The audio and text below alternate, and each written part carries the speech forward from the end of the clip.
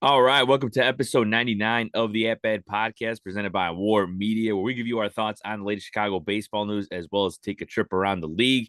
I am Saul Rodriguez. I am joined, as always, by our boy Gabe Wilkins, who has his own podcast, The State of Gabe, available on Spotify. How are we doing, Gabe? I'm doing great, man. Can't complain, man. It's cool to be back on, after a couple of weeks of, not being able to talk. But, a lot has transpired. Got some interesting wild card races heating up, both in the National League and the American League as well, where you got a Detroit Tigers team that, they look like they was out of it, but now all of a sudden they right back in it. So it should be interesting to see how that's gonna shape up over the final few weeks of the season. Yeah, no, it's been a hectic couple of weeks, with we do our show, The Bears Den, get ready for football season and all that. So it's been crazy. I'm glad to talk baseball again, though, of course. And yeah, you're right. I mean, it's the thing that's been going on the last couple of weeks. They're getting hot, and I think it's one of those things too where, with Chicago teams related out, on the north side, the Cubs got hot for a while, cooled down. They're just, it's very inconsistent, but they're still hanging around somehow in that race. But yeah, these wild card races as well as MVP races, which I do want to get to as well, because MVP and Rookie of the Year, those awards, those things are going to be tightly contested, and people are going to be. I mean, people are already arguing a lot on that online, so I'm ready to talk about that a little bit. But first we'll talk about Chicago baseball, and that's what I wanted to get to first, and discuss. Gabe, is since you're the White Sox representative here, we'll start with the White Sox first. Obviously, there's not much to say when it comes to wins and losses with that team. Unfortunately, we are in a spot where the record is within reach, and it looks like they're going to get it. But besides that, you've had some bright spots over the last week, like Brian Ramos. I mean, the White Sox have actually been scoring a solid amount of runs. I know before the start of the Guardian series, they were scoring around 5 runs a game, and they were looking a little better there, but it's just one of those things where you're kind of just trying to look at the bright spots in the organization as well. Hagen Smith, I was going to ask you about that too, making his debut with the Dash. Um, but yeah, man, in the last couple of weeks, like I said, not much to say about wins and losses, but what have you thought about the White Sox and kind of the development of Sizemore as a manager, as well as the guys on the team like Miguel Vargas and all that, and how things have been working out with them? So man, a couple years ago I started doing shows with you, and I remember 2 years ago this time we were talking about the White Sox being in the thick of a Central Division race, following Dylan Cease nearly no hitting the Minnesota Twins. And it's crazy to think about how far we've come since then. It's like everything has gone downhill ever since. You take that season where they were 81 and 81, and you look at where they are right now. Um, I don't wish any, I don't wish for any team or fan base to be rooting for a team that's 80 games below 500. Oh But yeah. with all that said, it's been some positive developments. Don't get me wrong. It's nice to see Brian Ramos hit his first major league home run the other night against Cleveland. But you just wonder why it took so long for him to get called up, especially Mm-hmm. when he was batting over 300 over the last plus month, had an OPS over 700, I believe, and was really starting to, make things happen with his bat on the diamond consistently at AAA, which is what a lot of White Sox fans and prospect evaluators want to see. He looks like one of those guys that could be a piece towards turning the future around, and making things better in years to come. But got to see more from him, and hopefully, he gets more reps as the year goes along. Miguel Vargas is a guy that, let's just be real, he struggled. Has great plate discipline, I think, and knows what pitches to lay off of and which ones to attack, but he has trouble hitting the fastball.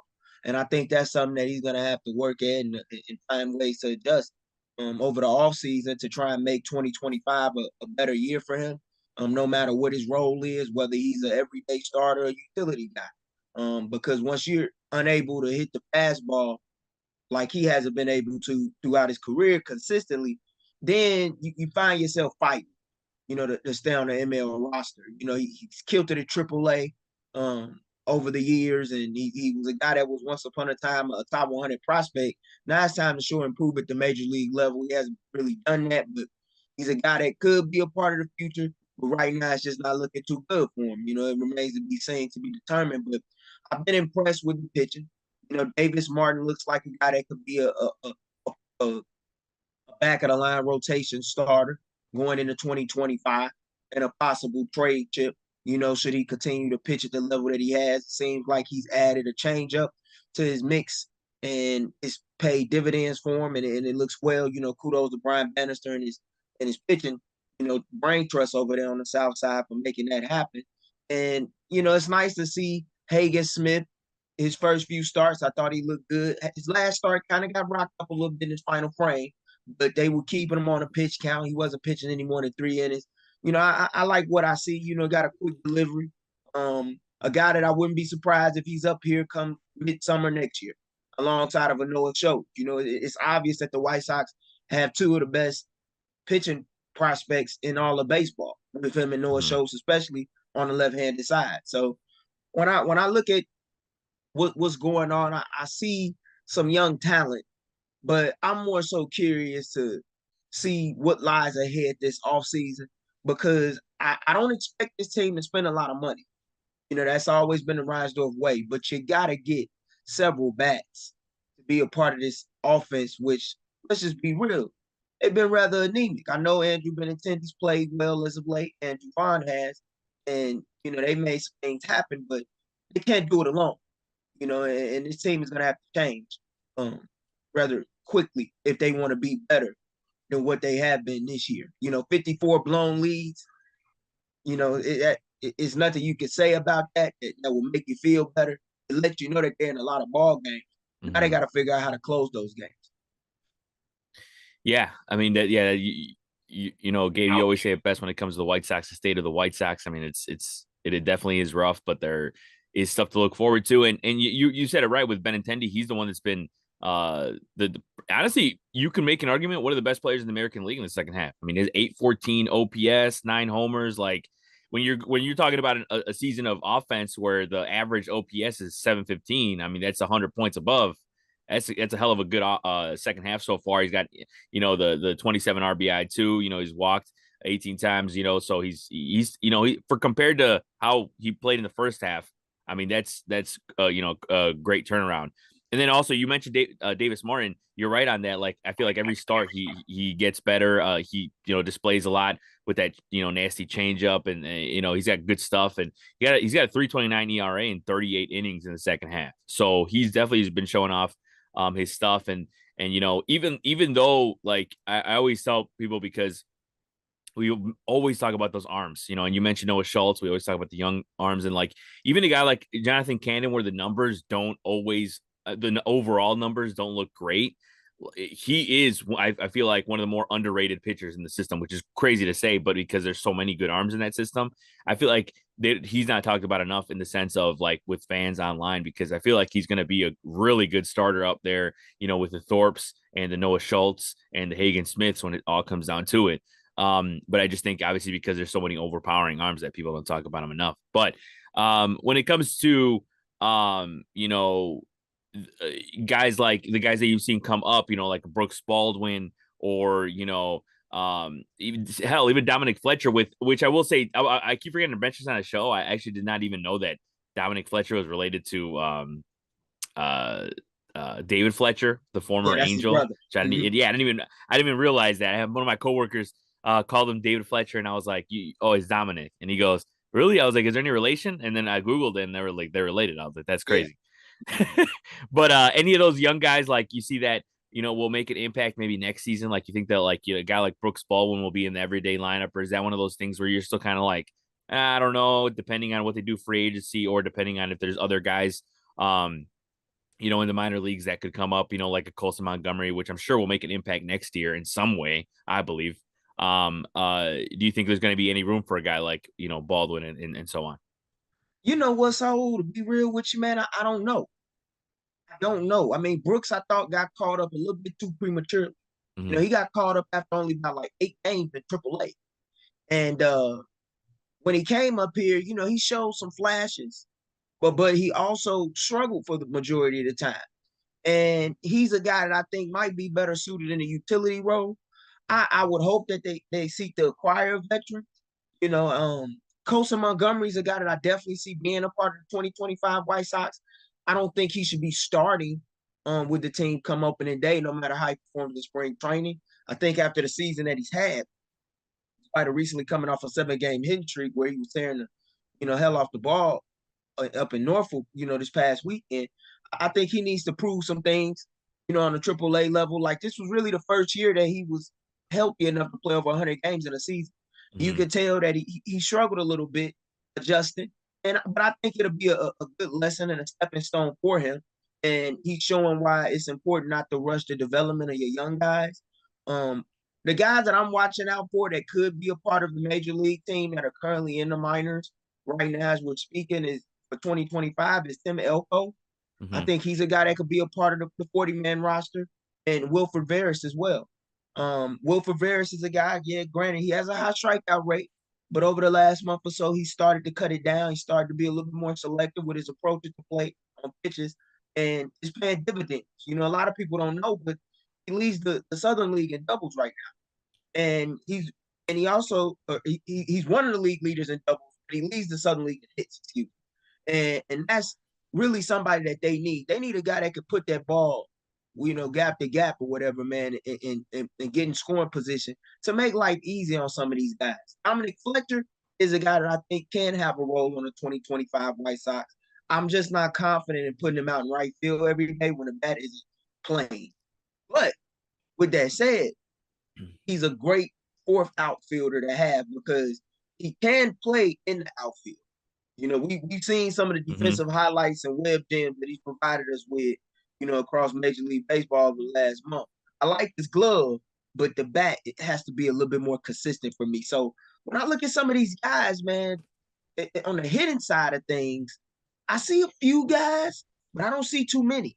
And that's why I think it's going to be imperative that Chris Getz and Josh Barfield and that front office, man, seek to make some moves to acquire some pieces in the hopes to make this team much better next year because it can't happen again. Yeah, you're right, and it's one of those things too where you think about it, and next year they're celebrating 125 years of White Sox baseball, and Yep, you don't want to you duplicate this in any way. Not that this, I personally think this is kind of like damn near impossible to replicate exactly this type of season. But you don't even want to go out there and have a terrible season regardless of going absolutely into not. this season like that, and then also celebrating 20 years of the World Series championship. All right. Yeah, and that's the thing, Saul, man. Like Mm-hmm. next year is a big year, man. Yeah. And it's getting to the point where, don't get me wrong, I look back on the 2005 White Sox team with a lot of pride as a fan. That team brought me a lot of joy. But Mm-hmm. right now, man, a lot of these fans, they don't have that right now. You got an apathetic fan base right now, man. You got a lot of fans that don't really give a damn to watch this team next year. They don't have nothing to look forward to. Mm-hmm. We've had more conversations over the last several months about when are they going to trade Garrett Crochet? Is it Mm-hmm. possible that they may trade Luis Robert Jr.? If they don't trade him before opening day 2025, will they trade him mid-season if he has a renaissance and has an all-star season? Like, you know, who do these fans have to look at and say, hey, I know I can count on that guy every day I go to the ballpark to show up, show out, and deliver, in key spots and situations. I think the pitching staff will be fine.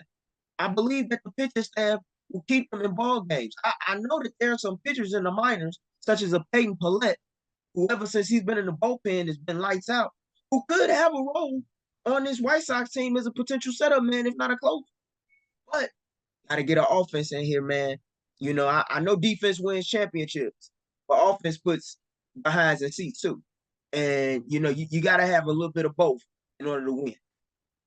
Yeah, yeah, and another thing too, when it comes to the minor leagues, that you were mentioning, I did want to mention. I forgot if we've talked about it in other episodes, but some guys too that are kind of on the low on the radar, that aren't being talked about enough. Also, because I feel like they're really young too, and for example, one of them is in single lane. That's George Walco, the Downers Grove Yeah. product.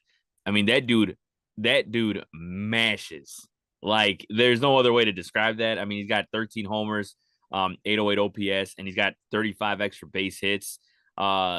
and obviously he went from, I believe, he played in, he went up a level this year, right? He was Let's playing in see, rookie ball. rookie ball, then he He went was to single A. Yeah, Yeah, yeah, yeah, I was trying to pull it he up. was playing in rookie ball, and he got moved up to single A Kannapolis. And even though he has had a high strikeout rate, like you said, Yeah, when he yeah, clicks on pitches, for yeah, a kid that is his age, he has a yeah. tremendous amount of power. And if he finds a way to fine tune it and put it all together, I wouldn't be surprised if you see him up here within the next few years. I think he still needs some time. He's still a Hmm. young kid, and he got a lot to learn as far as approaching whatnot. Because every time he'll wow you, he may have a 2 or 3 strikeout game, and that's fine for now. Yeah, Over time, you just want to see the growth and the promise. And he's slowly but surely getting there. He sounds like a very mature kid in interviews that I've listened to and heard him speak. He's definitely a bat to watch. Um, Another guy, is an undrafted guy that they have. They call him AMAC. I can't pronounce his last name for the life of me right now, but he's from North Carolina State, and I think it's Macarerich or something like that. Alec let me see. Macarerich on the Annapolis team. He at one point in time had like a 15 or 16 game hitting streak, and he was undrafted. And they ended up getting him, and he's been solid. Has some pop in his back. That's a guy that I'm looking for. It's a lot of unhidden gems. Riku Nishida is another. Yeah. A Yep. guy that's like, has an Ichiro like a plate Hmm. approach at the plate rather, and he's not a guy that hits for power, but he always finds a way on base, and when he gets on base, he wreaks a lot of havoc on there. So, and he's hit at every level thus far up until this point. They just recently called him up to a Double A Birmingham. He's been doing a hell of a job up there. Hopefully, he can play himself into getting into Triple A sooner rather than later, and coming up for a ball club that could really use that type of guy in a leadoff hole. So it's some guys there, but they still got work to do, and it's not going to be something that's an overnight play. Um, it sucks that they weren't honest with the fan base on a lot of levels. I know that Hmm. they were trying to compete, but you can't say that you're trying to compete if you're not willing to spend the money to get yourself out of these holes that you put yourself in as a franchise. It's time for them to really look themselves in the mirror, but it's change is coming. Texas got a lot of work to do. They just fired Marco Patti, who's the Hmm. international director of scouting. They let him go rather. And you gotta get a new international director of scouting, you gotta get a new manager. So, scouts got fired, and understandably so in a season like this. Just got a lot of work to do, man. You clean out house. Now who you getting in house, and what moves are you making to make your team better? Yeah, and changes are coming. Yeah, in every shape or form. When it comes to players on the field, to the the front office, to the guys in the dugout, and managers and all that. But you're right with Rico Nishida. I mean, the guy steals 40 plus bases. That he does it all. So yeah, hopefully those are the type of guys that work out, like the guys that are under the radar. Obviously there's going to be plenty of guys that that are out there either in free agency or guys that they draft. Even though the White Sox aren't able to get a top 5 pick in this next draft, obviously because of the new MLB rules. You hope they can find some either a bat or whatever they're trying to do in this upcoming draft. But the last thing on the White Sox I did want to ask you about, and it's something that Ben Jarofsky asked me and Miles when we went on there. Appreciate again him having us on his show. Is thoughts on Grady Sizemore, man? Like what, like in the sense of next season? Like, do you see him coming back next season, or do you see more? Because he obviously he does have an option, but do you see them? Because Chris Getz recently said, I think this week, right, that they're not in a rush to get a manager. So that makes me think that Sizemore would start as the manager next year. And that's how I see it. I feel like there's nothing. I feel like this is obviously a season where, like, I understand, Pedro Grifol had his flaws. But you put in a guy like Grady Sizemore in there, and I feel like you can't put too much fault on him for the season they've had after post Pedro Grifol. So I feel like you need a little more time to evaluate. Plus, I feel like the players like him, right? Yeah, they definitely like him. Mm-hmm. Anytime you see guys coming out there in shirts, with him in his jersey Yep. during his playing days, you know that he's well received, well respected, well liked in the clubhouse. He's been what these players have as a player himself, who was far from a slouch, was a damn good player until injuries curtailed his career. But I think Grady has a role. I wouldn't be surprised if Grady was selected as the full-time manager for the 2025 season. I would not be, but I think that they need to keep all options open. I definitely don't blame Grady Sizemore for everything that's transpired, since he's been Hmm. called into the interim chair, because let's be real, Saul, he don't really have too many talented horses to run with. Yep. But one thing that I do like about Grady, from what I've seen in a limited sample size, he has a high level of energy. I think guys feed off of that. He's engaged with these players. He fights for his players. We saw it in Baltimore, that night when they were getting, you know, pounded and there was some BS calls in the strike zone. And I'm not just saying it as a fan. You go back and you look at some of those clips, like some stuff getting called well outside the zone, and he fought for his players. Him and Benintendi got ejected together. I didn't see Pedro Gaffal do that. Hmm. And I think the next night they rallied and they responded. They won by 7 runs to close out that series against Baltimore and avoid being swept. So I do see guys responding to his leadership, and that's a good thing. And the one thing that I do like so about Grady, Brady's in his early 40s. He's a young guy. He's not that far removed from the game.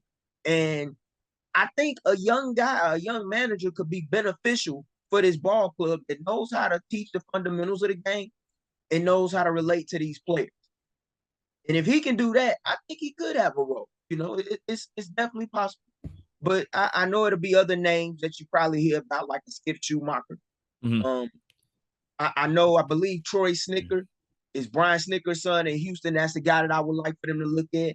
There's some options out there, but I do think Grady will have some consideration, and he should. And even if he's not hired, I believe, unless if he gets a better role somewhere else, that he should be back at 2025 because he's under contract in 2025. Yeah, you're right, and I think that's how I see it too. Is I believe that he probably will start the team with the team next year, and also I mean you look at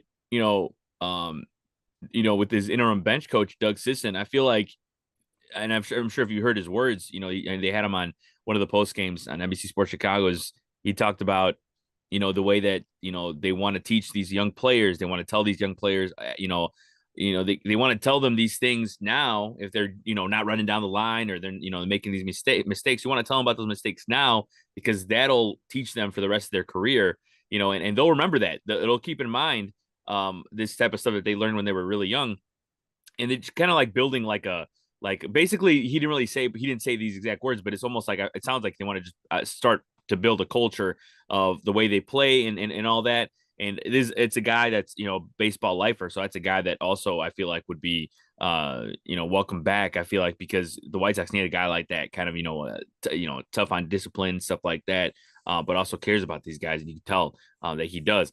And we'll talk about too in the offseason, with Miles and all them about just what the White Sox can do front office wise, because they're, we heard about the fans chirping for Kim Ang. You never know about it, how she can join the organization, if she would join the organization. I know she was at an event recently and people were saying like, Yeah, Jerry, that's sign her up, it's the chatter. I heard it. Yeah. yeah. So we'll get into that in the offseason because that's going to be an interesting topic to discuss because she's a great baseball mind, and and I'm even has worked with the White Sox before, right? You said she has, right? Yeah. Yeah, Kim exactly. Ning So used to work with my yeah, mom, man. yeah, Kim there you Ning go. got her start with the White Sox before she went to the Yankees Hmm. and won herself some World Series rings and whatnot. Was with the Dodgers for a while. Like she been around, but she got her start in Chicago. I personally can't see that. Uh-huh. Because I believe if she came in, when you got two voices in the room, you got to make sure that you won. And they had that situation before, and a lot of things went off the wires. But the one thing I will give Betts his credit for, in spite of his blunders with the media, and I know he's went through a hell of a lot this season because nobody, like you said earlier, could have scripted this. He's tried to bring voices from outside of the organization into it, and I give him that. And hopefully he does that with the international scouting director side of things and getting some scouts from organizations with success into the fold on the south side, but also with the manager job. Like, hopefully he continues to do that because Chris Guest don't strike me as a guy compared to previous regimes on 35th and Shield that thinks he knows everything. Mm-hmm. And that, like my word is the end all be all. He strikes me as a guy that's like, hey, I done got thrusted into this spot. I know a lot of people didn't want me here, but I'm gonna try and get some things right. I think this offseason, we're gonna learn a lot about who Chris Getz is, who Josh Barfield is, and the rest of these guys in the front office, because they got work to do. And it ain't no way in hell that you can come back after a season like this, where you're on par to set the record for having the worst baseball season in the history of the modern era. There's no way you could come back with the same roster after this. No way. Yep. Yeah, no doubt, no doubt. And I think we'll keep an eye on the White Sox the rest of the way and see what they do, as well as the younger guys and the arms. With Crochet and all that, and his limited role and all that, and it's going to be something to still keep an eye on. With the Sox in September. Moving on to the Cubs, they sit here on Wednesday, September 11th at 75 and 70. They're over 500. I think if you would have told people that a couple months ago, they would have been like, oh, then we must be the third wild card spot. But no, they sit 4 games back. And like I said at the beginning, they got hot, they cooled down. They kind of ruined it by losing, 2 out of 3 to the Pirates at home last week, and then 2 out of 3 against the Yankees. Granted, the Yankees are the Yankees, but at the same time, they weren't playing well coming into Wrigley. And the Cubs got shut out 2 games in a row. So, the bright spot of that series, or the homestand, obviously, was the no hitter, which I was lucky to be at. Me and Mike Hughes, we were on there, and like, sure, it's cool, but I wish it would have been an Imanaga on his own. To be honest, it's still a cool thing to go to, no doubt. But unfortunately, I was at the game on Saturday though when they didn't get any runs. And I was one of those things where I was like, man, if the Cubs would have lost, I would have been fine with it. But and just show me like an Aaron Judge bomb or like a Juan Soto bomb, but they've been struggling. So it continues this week as they're playing the Royals. But overall, though, for the last couple of weeks and the way the Cubs have played, what have you thought about their play, as well as just like, I mean, we've just continued to see the rise of PCA. Miguel Amaya still doing well out there. Just things have come together. The only thing that's been the inconsistent it has been inconsistent. It's just been the overall offense. One day they scored 12 runs, the next game they scored 1-0, whatever it is. But at the end of the day, am I optimistic they'll get close enough to, smell a playoff spot? I mean, I don't think so anymore. I think they got to like 2.5 or 3 last week or whatever it was, and they foiled that. So I don't think they just need a lot of stuff to happen. And when you don't own any tiebreakers too, it doesn't make you feel any better. So that's why I'm not very optimistic. But what are your thoughts on the Cubs? Not only over the last 2 weeks, but really just on their chances to even get close to a playoff spot. Well, they're closing the season strong. Mm-hmm. I have to tip my cap to them, especially when a lot of people, including myself, was counting them out. I thought that they really could have put themselves in a great spot by taking care of business at home. But when you lose 4 out of 6 games in a 6-game homestand, 2 out of 3 to a division rival that's under 500, kind of tough to bounce back from that. But with all that said, I mean, the guys that you paid the big bucks are stepping up for you for the most part. Lieutenant Dan has come through, Dansby Mm-hmm. Swanson, and had some big hits in games, especially when they were on that road trip and they won in Washington and whatnot, and in Pittsburgh. You saw Ian Happ rise to the occasion. 2 guys that we have been talking about needing to step up all season long for this team to get to that level that they wanted to go. And they started showing up. Cody Bellinger, has played well.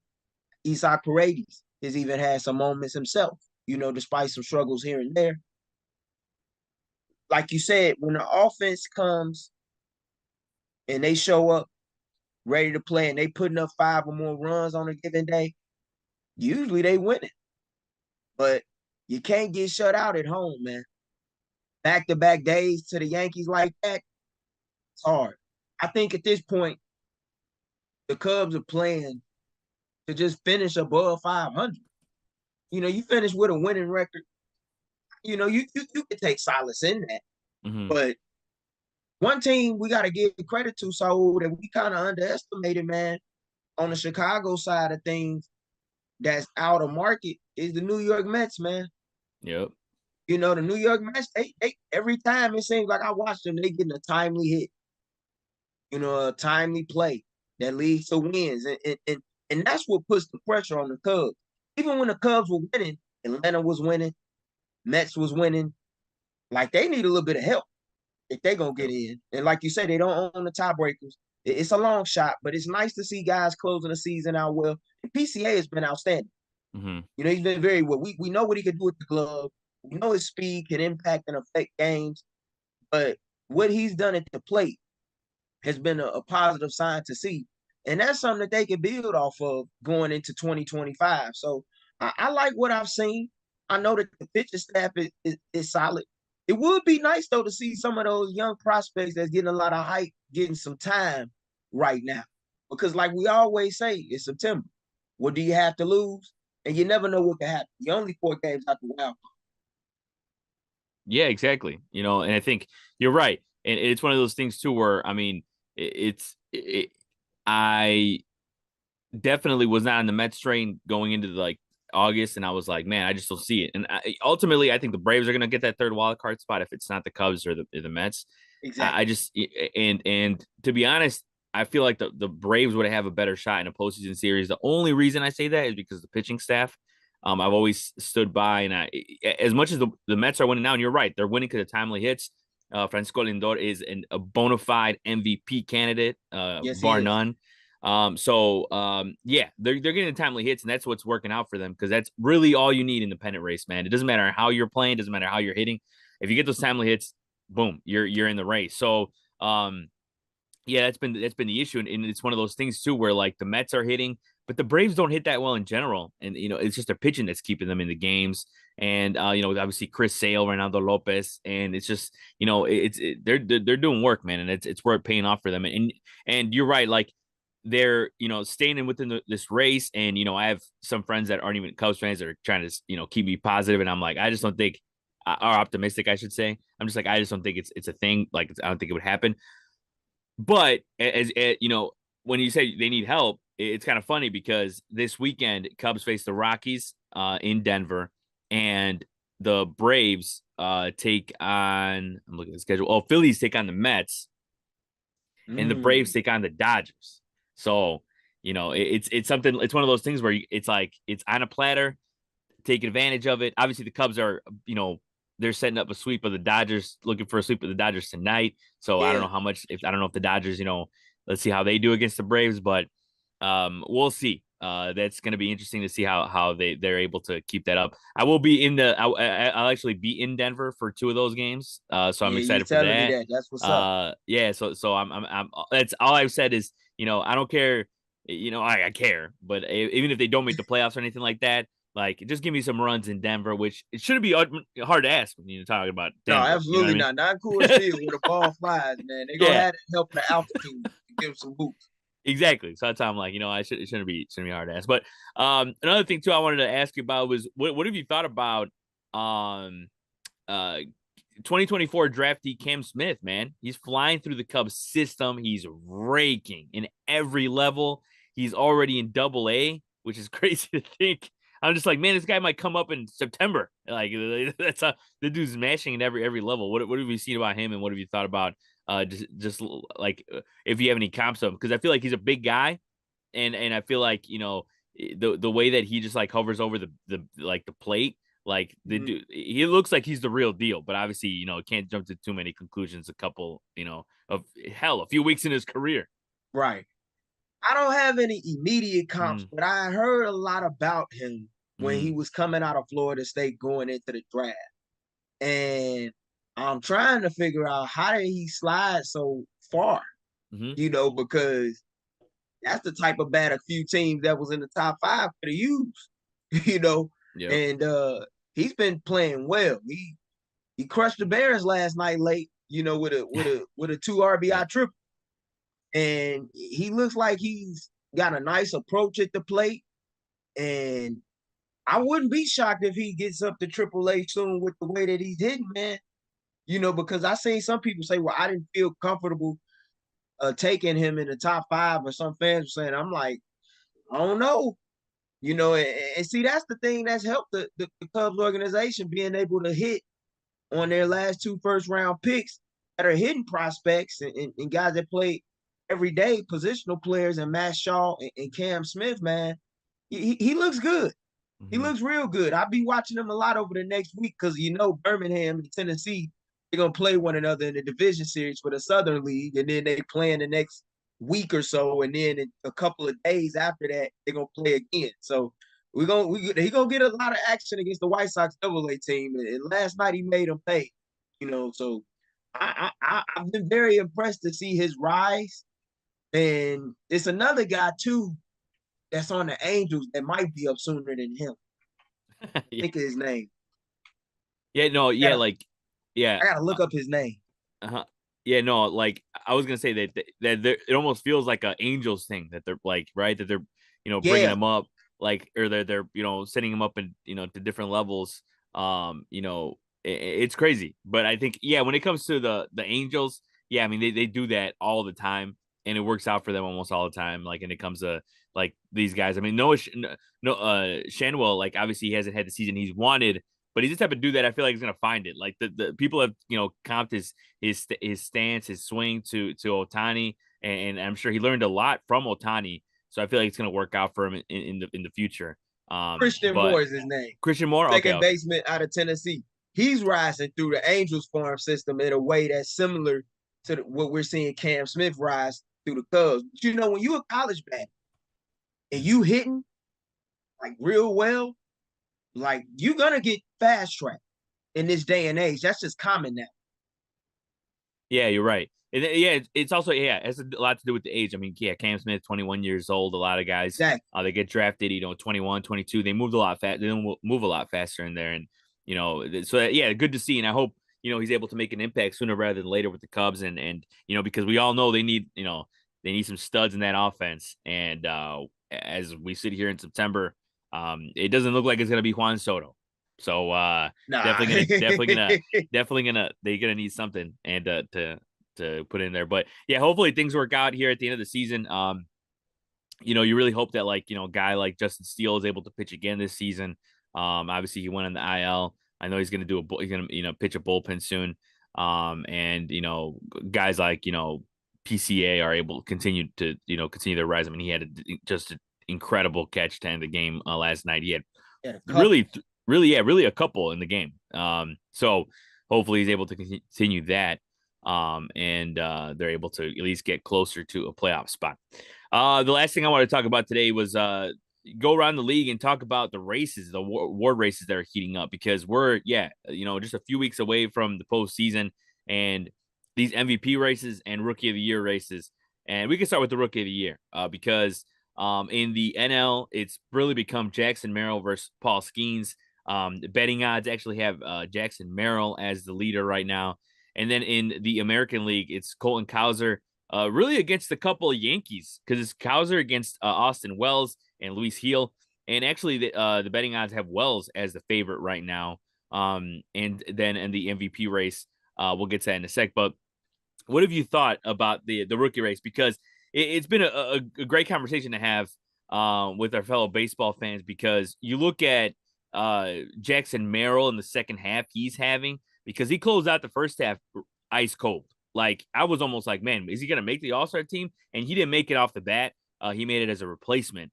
But he has proven why he was an All-Star. I mean, this dude is clutch. He is as good as it gets for a guy his age at the position he plays as well. And, Paul Skeens has been, blockbuster. But I think the whole thing with, one, what I think is probably hurting Paul Skeens is probably the whole thing that one, he's a pitcher. Two, he's playing on a bad team in the Pirates. Which I'm not saying these are things that should affect it. I'm just saying it's probably what's going to impact No, it. that's true. Yeah, because with Jackson Merrill, he's impacting a playoff race. So I think that's one of the things that's probably helping him out the most. But honestly, I feel like if I was a voter, it'd just be hard for me to pass up the Paul Skeens thing, man. I mean, when have we seen a guy like this?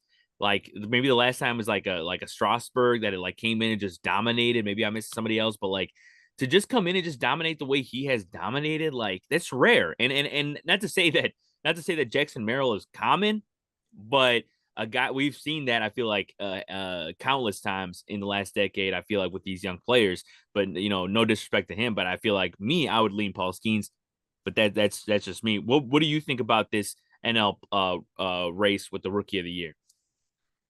I'm not gonna lie to you. I like Paul Skeens Yeah, a hell of a lot. yeah, And it's not every day that you see a number exactly. one draft pick.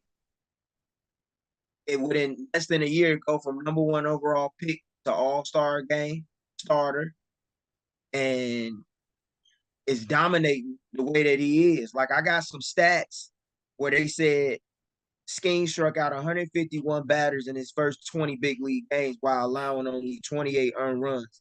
And no one's ever done that before. It's hard to overlook. But with all that said, That's I crazy. gotta give it to Jackson Merrill, man.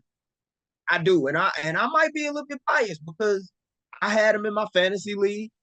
I ended up getting him out the pool, and he ended up being a keeper for me. But I'm gonna tell you why I think it's Jackson Merrill, man. How many times have you seen a guy that's really a shortstop fight to make the team? They tell him, okay, you made the team, but this is the catch. You gotta learn how to play the outfield. Transition to a new position in center field, proved himself to be athletic enough to play it. And oh, by the way, the bat that everybody was hyping up when he was a prospect is proven to be as good as advertised. He had a little period early on where, he had some ups and downs. But once we got to like June, he heated up.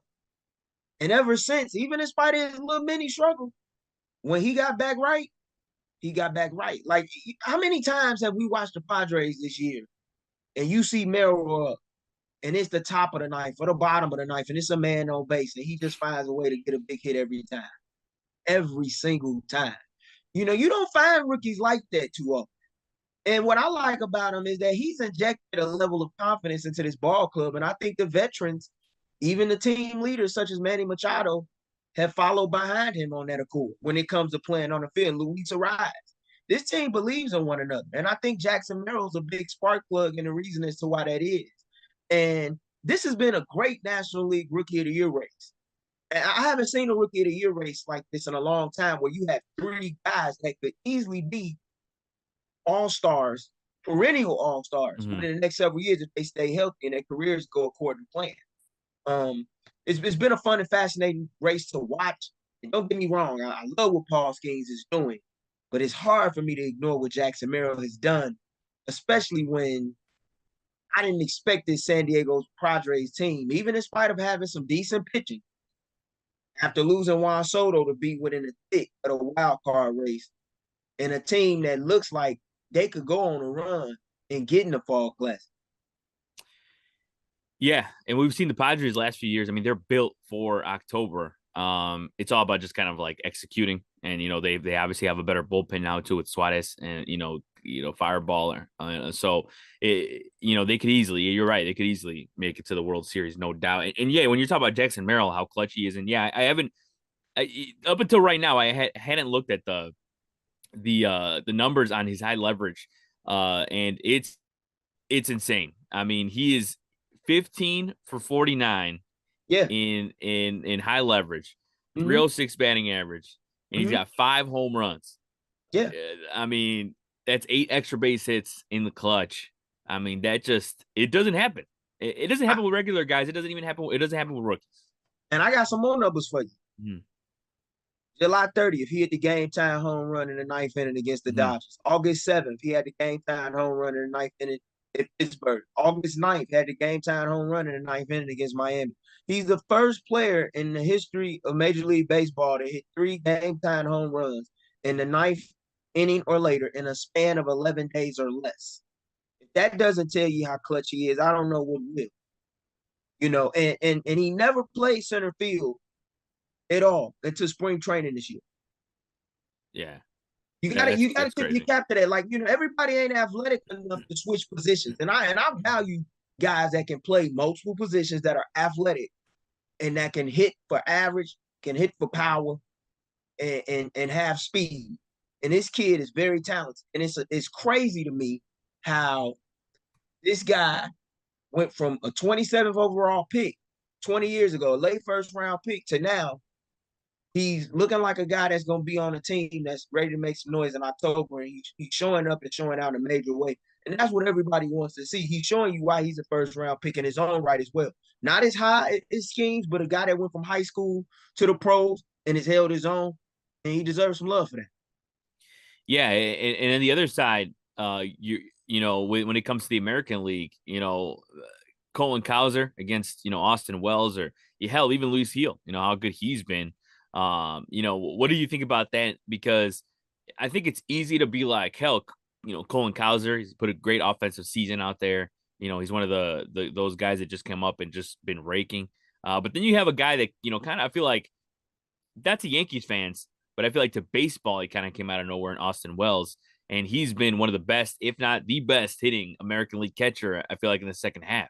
Like, he's even like out hitting Adley Rutschman right now because he's been kind of in a rough patch. So, in the position he plays, I feel like that's what makes it important. And that's probably why he's the favorite there. But how do you see the American League Rookie of the Year award shaping out? And that's so tough. I really felt Mm-hmm. like it was Jordan Westburg's award Yeah. to lose before he got hurt. Mm-hmm. He had such a great rookie season in Baltimore and was really starting to find some success, got an all-star nod. But based off the names that you mentioned, the guys that among the top of the top for the Rookie of the Year award in the American League, I think I'd have to give it to one of the Yankees, man. I think Mm-hmm. I have to probably give it to Luis Gil, honestly. But Austin Wells is closing in on it. That's gonna be a debatable, Yeah. because I saw what Austin Wells did last night, man, and he was huge.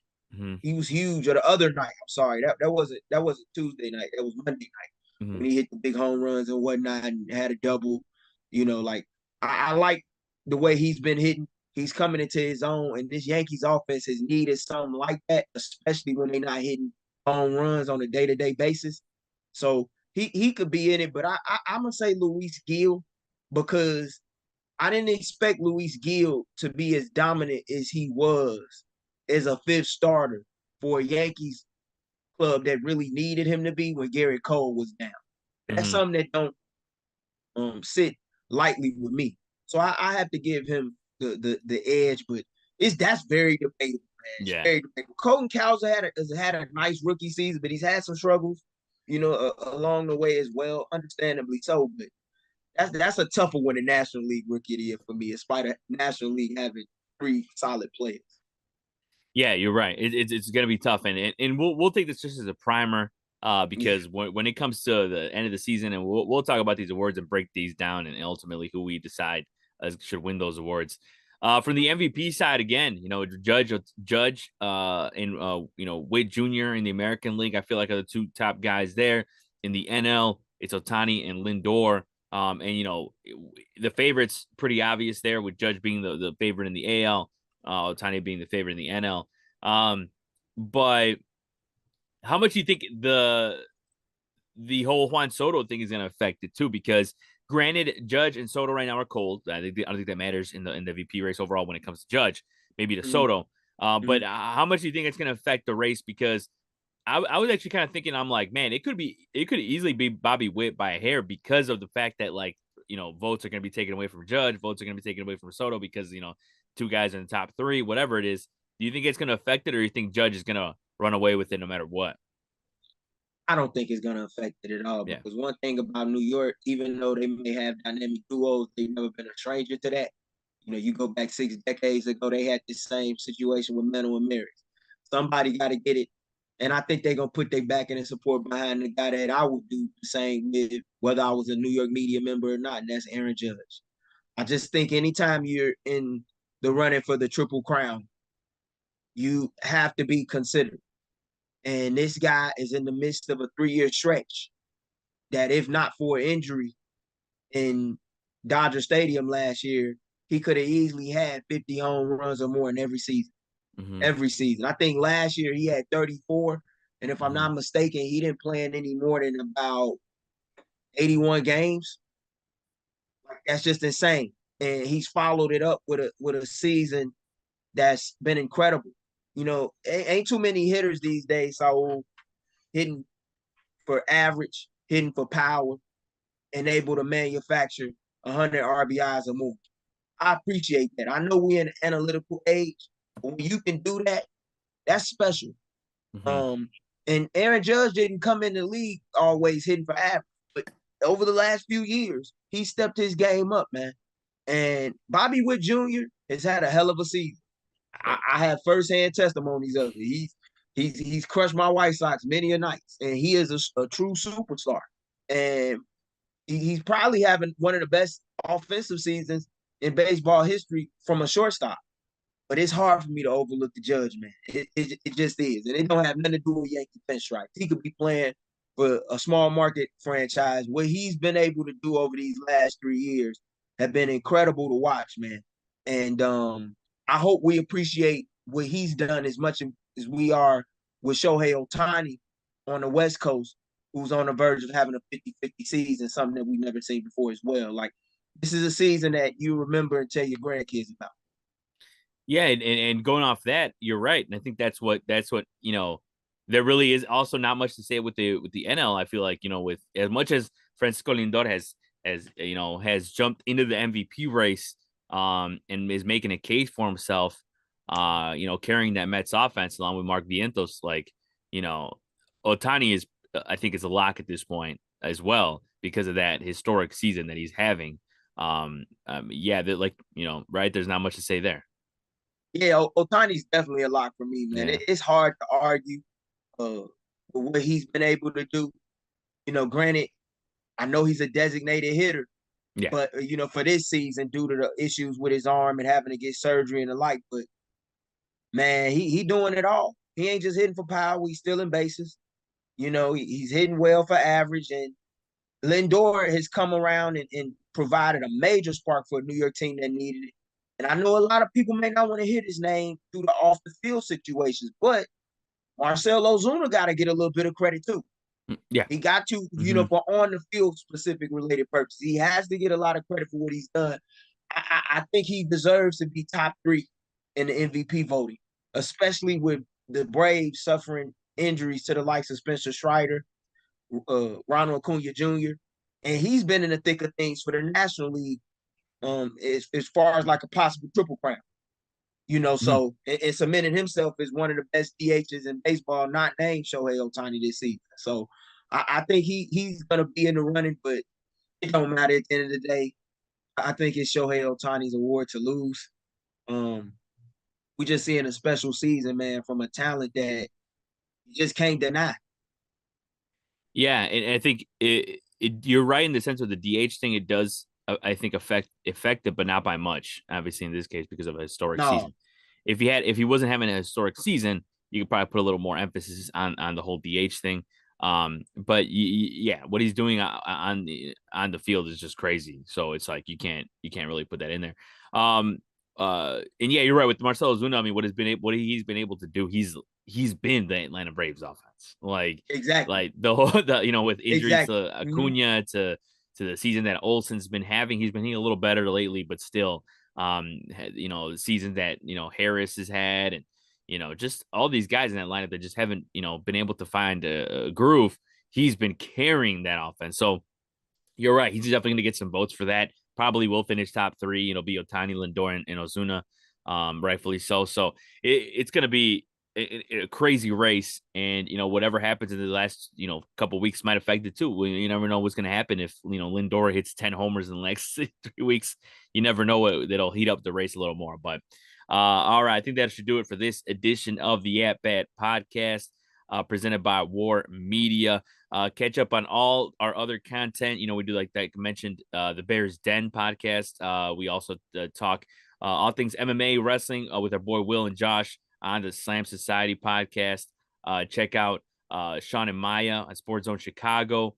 Check out Lakina and Sid on Second City Sports.